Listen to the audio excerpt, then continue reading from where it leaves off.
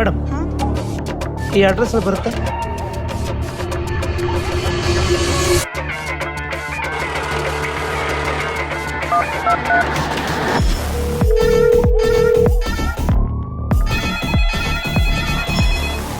Hello, ನಮಸ್ತೆ. 112 police.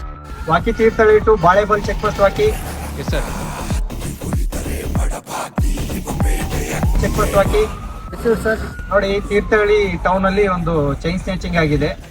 ಯಮಾ ಫೆಸಿನೋ vehicle ಅಲ್ಲಿ ಬಂದಿರತಕ್ಕಂತ ಇಬ್ರು ಅಫೆಂಡರ್ಸ್